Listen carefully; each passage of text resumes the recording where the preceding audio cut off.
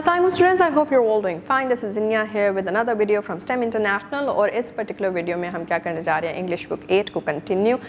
Chapter number 10 daffodils जो है उसको हमने पढ़ा in the last video and exercise की तरफ अब हम बढ़ रहे हैं. The first portion is what we are to cover here. और first portion में dive in करने से पहले let me introduce some points जिसका आपने ख्याल रखना है. That is कि poetic devices आपने literary devices या फिर poetic devices का जो concept है वो आपने पढ़ा हुआ है, उसको ही एक दफ़ा revise कर लें before we actually jump into the depth of the exercise portion जो कि अभी हम करने जा रहे हैं. Because all of this is not going to be like जो पिछले chapters की exercises थी. This time it's going to be thematic.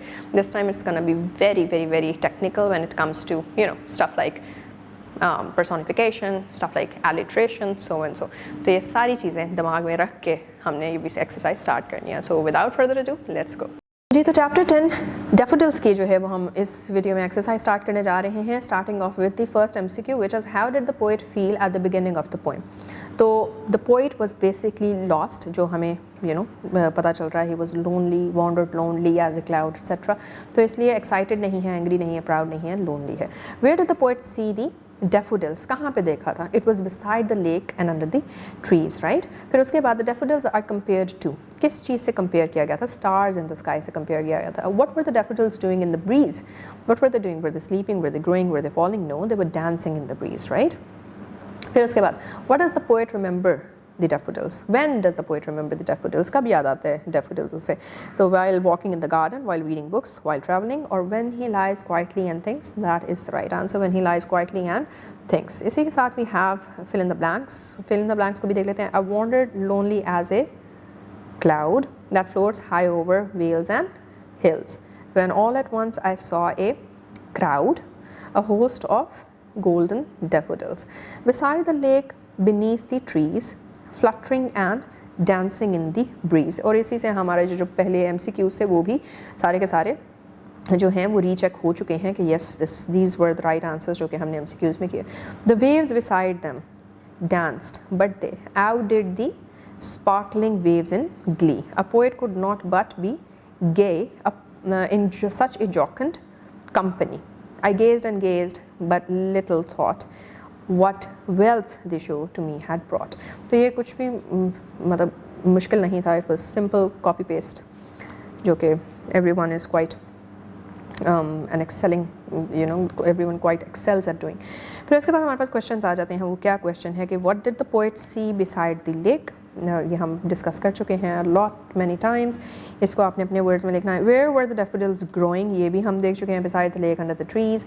फिर how does the poet describe the movement of the daffodils? तो उसकी मूवमेंट को उन्होंने जो है वो बताया है. फ्लटरिंग एंड डांसिंग के वर्ड्स से जो है वो इस्तेमाल किए गए हैं. What does the poet mean by the phrase the inward I? Inward आई का क्या मतलब है जी? कि जब the inward I is basically when you close your eyes, तो फिर जो आपके आंखों का जिसे कहते हैं पर्दा है, यस, उधर जो है वो दैट बिकम्स अ कैनवस, और फिर whatever you imagine is basically the reflection there of.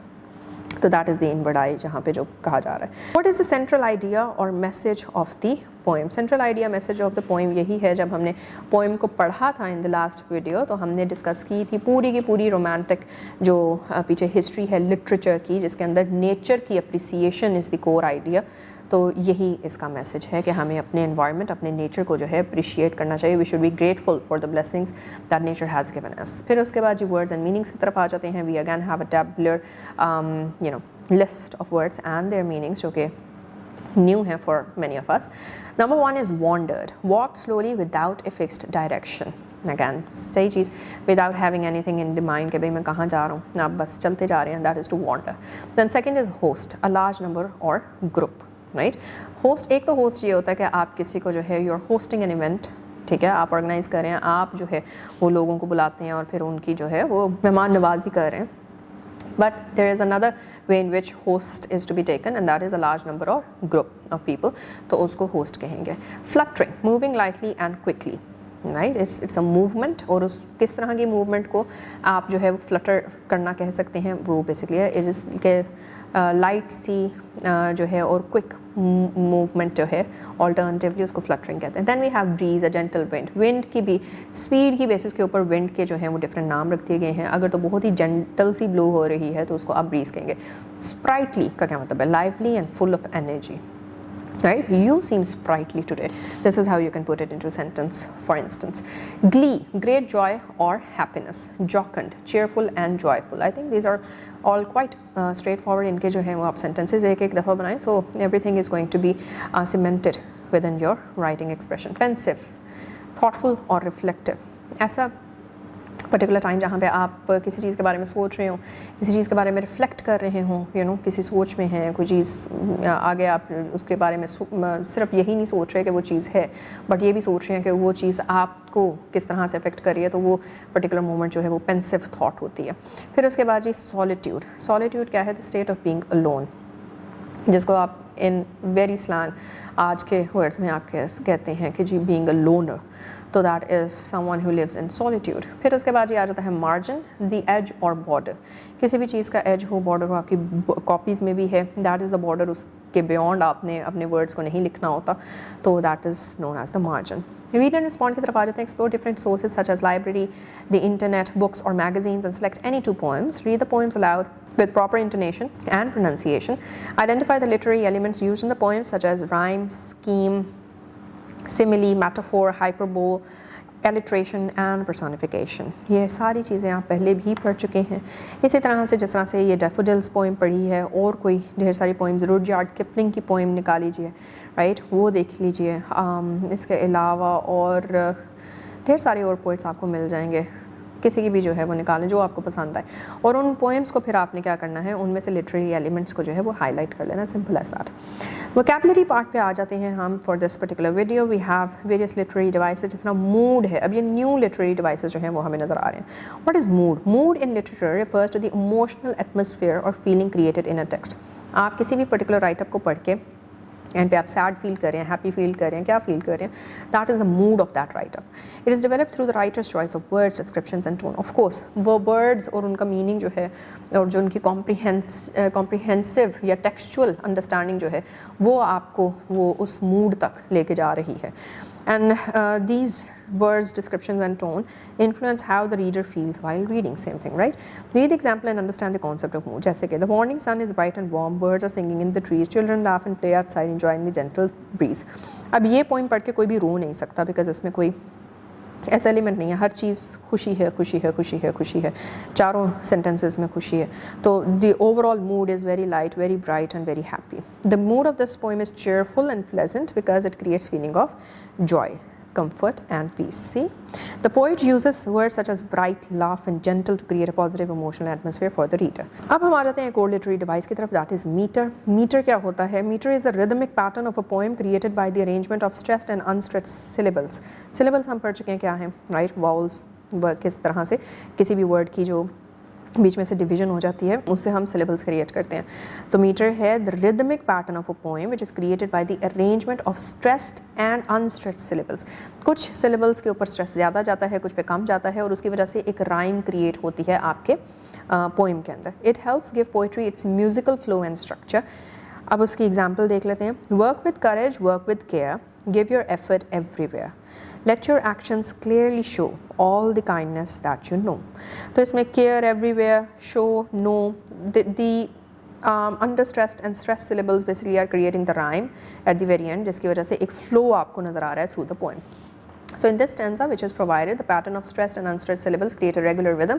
This rhythmic pattern is called meter. See, assonance क्या होता है? Resonance आपने सुना होगा, assonance is new. Assonance is a repetition of vowel sounds within nearby words in a sentence or line of poetry. जैसे कि the cool blue moon shone through the room. अब आप देख रहे हैं कि बहुत सारी जो pronunciation है उसमें same sound आ रही है. The cool blue moon shone through the room. तो इसके अंदर डबल ओ जो वाउल साउंड है वो रिपीट होती हुई मिल रही है आपको। अगली एग्जांपल देखते हैं। A sweet breeze move through the green trees, right? Sweet breeze, green trees, सारों में आप देख रहे हो एक ही तरह का वाउल साउंड जो है वो रिपीट हो रहा है। This is assonance. Consonance is another literary device. वो क्या है? Consonance is the repetition of consonant sounds often at the end or within words to create rhythm and emphasize in writing. जहाँ पे हम syllables के stress और unstress करने से rhythm create कर रहे थे उसको हम meter कह रहे हैं. जहाँ पे consonants की repetition से हम rhythm create कर रहे हैं उसको consonants कह रहे हैं. Example के तौर पे the bright light of the night, yes, shines over the quiet street, guiding travelers on their route with steady glowing light. तो अब इसके अंदर आप देख रहे हैं कि इसमें आप उस तरह की रिदम नहीं बन रही, लेकिन कॉन्सोनेंट्स के थ्रू जो है वो आपने एक पर्टिकुलर उसका फ्लो क्रिएट कर दिया है. So in this stanza the repetition of consonant sounds such as T है, GHT है, ट, rout, light, night, street creates a rhythmic and musical effect. इसी तरह से हमारे पास last literary device which we are going to cover in this video is oxymorons. Oxymoron क्या होता है? An oxymoron is a figure of speech in which two opposite or contradictory words are placed together to create a unique or thought-provoking expression. जैसे कि the classroom was filled with deafening silence during the exam. Silence तो है ही, deafening silence कैसे हो सकती है? कोई आवाज़ बहुत ऊंची हो तो उस आवाज़ के इम्पैक्ट से इंसान जो है वो बिल्कुल बहरा हो सकता है, लेकिन साइलेंस से आज तक कौन बहरा हुआ है? तो इट्स समथिंग जो कि कॉन्ट्रडिक्टरी है लेकिन एक यूनिक एक्सप्रेशन क्रिएट कर रहा है and it actually makes sense in that manner. So the classroom was filled with deafening silence during the exam. The story had a seriously funny ending. Serious और funny, how does that become a combo? तो यहाँ पे it's basically seriously funny, it does make a sense कि वाकई funny था. She felt bittersweet joy when saying goodbye to her friends. मतलब यहाँ पे जो जॉयस तो वो है, लेकिन उसकी जो जॉयस फीलिंग है वो बिटर स्वीट है. मतलब उसको थोड़े से जो उसको emotions and she is also feeling good and she is also feeling bad when she is saying goodbye. Maybe she is excited about her journey ahead, and also she is a bit sad about leaving her friends behind. So this is how it becomes a bittersweet experience. The movie showed the living dead in a mysterious village. A living dead, someone who has died, how can that person be living in the mortal world? So that is again कि वो dead जो है वो जिंदा हो गया, तो वो जिंदा होके फिर रहा है उस mysterious village के अंदर. So this is contradictory, yet it provides a very thought-provoking expression. What you ought to do is you have to list down the literary devices you came across in the poem Daffodils and also mention the rhyme scheme of each stanza. अब आपने देख लिया rhyme scheme कैसे बन रही है, consonants से बन रही थी, राइट, या फिर वो बनती है किस चीज़ से? आपके मीटर से. इन चीज़ों को देखना है आपने, और जितने भी लिटरेरी डिवाइसेस आप हाईलाइट कर सकते हैं पोएम डैफोडिल्स के अंदर, वो सब की सब आपने हाईलाइट कर लेनी है. And with that we are done with the first part of this exercise. जी तो बच्चों, mood, meter, consonants, oxymoron etcetera etcetera, ये कुछ न्यू लिटरेरी डिवाइसेस जो हैं वो आज हमें सीखने को मिली, अदर देन जो हमने पहले से प्रीवियसली पढ़ी हुई हैं. Why did I ask you और prompt you in the very beginning of the video के जो पहले डिवाइसेस पढ़ी हैं उसको एक दफ़ा रिवाइज कर लें, because this is an add on. तो जब तक आप पिछली चीज़ों को रिवाइज नहीं करेंगे सही तरीके से, so this is not gonna grip itself into your memory, right. तो this is where we have explored newer things and I hope कि ये सारी चीज़ें जो एक्सप्लोर कर रहे हैं इसको आप प्रैक्टिकली भी इम्प्लीमेंट करेंगे in your expression, written or verbal. And with those hopes, I'm gonna end this video over here. We're gonna meet in the next one. Next May, we're gonna continue with this exercise, second portion. So till then, take care, keep on practicing. Allah Hafiz.